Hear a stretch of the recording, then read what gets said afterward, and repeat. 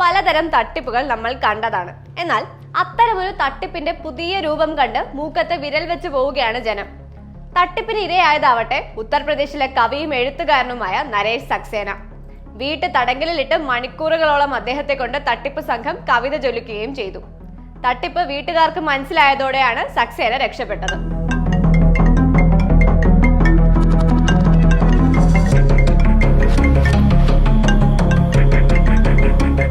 ലക്നൌവിൽ നിന്നുള്ള CBI ഉദ്യോഗസ്ഥരാണെന്നും കള്ളപ്പണ കേസിൽ പ്രതിയാക്കുമെന്നും ഭീഷണിപ്പെടുത്തിയാണ് സക്സേനയെ തട്ടിപ്പുകാർ സമീപിച്ചത്. തുടർന്ന് മണിക്കൂറുകളോളം സംസാരിച്ചു. സ്വന്തം കവിതകൾക്ക് പുറമെ മറ്റു കവിതകളും ചൊല്ലിപ്പിച്ചു. 5 മണിക്കൂറോളമാണ് ഇങ്ങനെ വ്യാജ ചോദ്യം ചെയ്യൽ നീണ്ടുപോയത്. മണിക്കൂറുകളോളം മുറിയുടെ വാതിൽ അടച്ചിട്ടിരിക്കുന്നത് ശ്രദ്ധയിൽപ്പെട്ട വീട്ടുകാരാണ് സംഭവം പരിശോധിച്ചത്. അതുകൊണ്ട് തന്നെ പണമൊന്നും നഷ്ടമാവാതെ രക്ഷപ്പെട്ടു. ഇതിനു പിന്നാലെ ഗോമതി നഗർ പോലീസ് സ്റ്റേഷനിൽ അദ്ദേഹം പരാതി നൽകി. ഞായറാഴ്ചയാണ് തട്ടിപ്പ് സംഘം സക്സേനയെ വലവീശിയത്. ഒരു പരിപാടിയിൽ പങ്കെടുക്കാനായി വീട്ടിൽ നിന്ന് ഇറങ്ങാൻ നേരത്ത് ഒരു വീഡിയോ കോൾ വന്നു.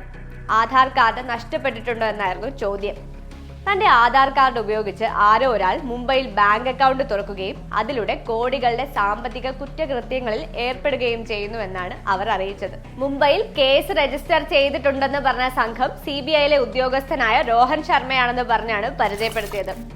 അറസ്റ്റ് വാറന്റ് ഉണ്ടെന്നും എന്നാൽ ഇത്രയും സംസാരിച്ചപ്പോൾ താങ്കൾ നിരപരാധിയാണെന്നും മനസ്സിലായതിനാൽ കേസിൽ നിന്ന് ഒഴിവാക്കാമെന്നും പറഞ്ഞു. അല്ലെങ്കിൽ നീണ്ടകാലം ജയിലിൽ കിടക്കേണ്ടി വന്നേനെന്നും ഭീഷണിപ്പെടുത്തി. തുടർന്ന് ആധാർ ഉൾപ്പെടെയുള്ള രേഖകളെക്കുറിച്ച് ചോദിച്ചു. ബാങ്ക് അക്കൗണ്ടുകളും അതിലുള്ള പണവും ഇൻകം ടാക്സ് റിട്ടേണുകളെക്കുറിച്ചും അന്വേഷിച്ചു. പണം, നിക്ഷേപം തുടങ്ങിയവയെക്കുറിച്ചുള്ള എല്ലാ വിവരങ്ങളും ചോദിച്ചറിഞ്ഞു. പോലീസ് യൂണിഫോമിലായിരുന്നതിനാൽ സംശയം തോന്നിയില്ലെന്ന് സക്സേന പറഞ്ഞു. മുറിയിൽ പുസ്തകങ്ങൾ കണ്ടപ്പോൾ അതിനെക്കുറിച്ചും അന്വേഷിച്ചു. തുടർന്ന് കവിത ചൊല്ലാൻ പറഞ്ഞു. 3 മണിക്ക് തുടങ്ങിയ സംസാരം രാത്രി 8 മണി വരെ നീണ്ടു. പിന്നീട് മുംബൈ CBIയുടെ തലവനെന്ന് പരിചയപ്പെടുത്തി മറ്റൊരാളെത്തി. അയാൾക്കും കവിത കേൾക്കണമെന്ന് പറഞ്ഞു. കേസ് 24 മണിക്കൂറിനകം തീർപ്പാക്കാമെന്നും നിലവിൽ വീട്ടു തടങ്കലിൽ വെക്കുകയാണെന്നുമായിരുന്നു അയാളുടെ വാക്കുകൾ.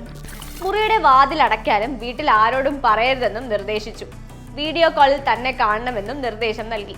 എന്നാൽ ഏറെ നേരമായിട്ടും മുറി തുറക്കാതെ വന്നപ്പോൾ വീട്ടുകാർക്ക് സംശയം തോന്നുകയായിരുന്നു. മരുമകൾ മുറിയിൽ കയറി പരിശോധിച്ചപ്പോഴാണ് ഫോണിൽ വീഡിയോ കോൾ കണ്ടത്. ഉടൻ തന്നെ കോൾ കട്ട് ചെയ്തു. സംഭവത്തിൽ പോലീസ് അന്വേഷണം പുരോഗമിക്കുകയാണ്.